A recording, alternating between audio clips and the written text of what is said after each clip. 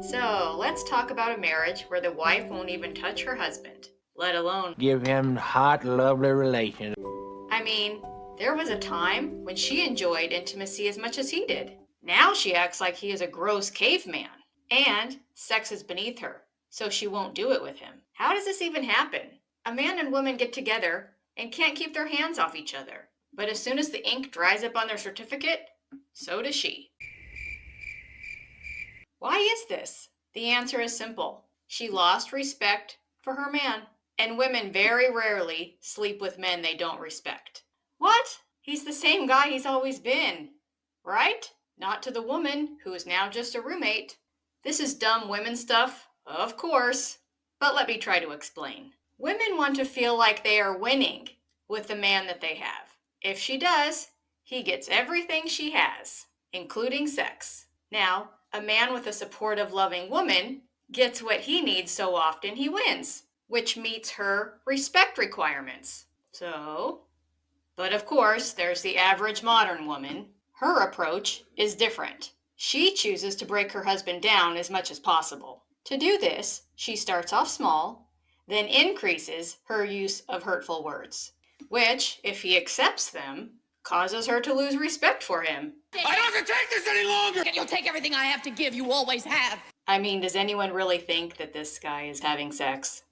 Another way these women tear down their men to get control is to challenge them constantly. I think they are called ship tests. When he fails one of these tests, her respect for him goes down a little bit. Fail enough times, and he is in the friend zone, even if they're married. A few more fails, and he goes into the enemy she despises category. Yes, you know that's a real thing. We've all seen it. But what's the purpose of these tests? On the surface, absolutely nothing. If we dive a little deeper, it seems that women always want to see if he is strong enough to handle her. In her mind, if he's too weak to deal with her, then he's too weak to deal with the world, which again, to her, means that he's a low-value man. So why do good men fall for these tests? For the worst reason possible, actually. Not because he is rude or uncaring, but because a good man will do his best to make his wife happy and take care of her needs.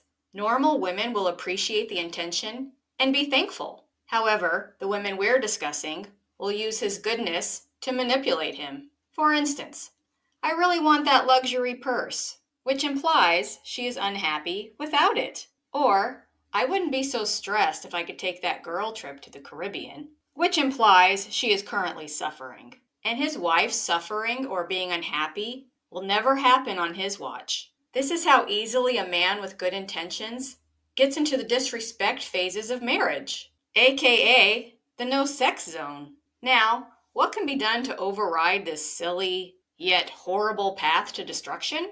First, establish that these patterns actually exist in your marriage. Next, discuss what value is expected from such choices. 3. Are the desired results obvious? 4. What are the actual outcomes? 5. How does the relationship look in 5 years if these patterns continue? 6. How do you get the actual desired goals in the marriage? 7. How does the relationship look in 5 years if we actually do the things that get the desired results? 8. Pick which life looks better to both of you and get to it. Lastly, each set a reminder in your phone, maybe to go off in the morning and then when you'll see each other in the evening, to remind you of your new patterns each day with each other.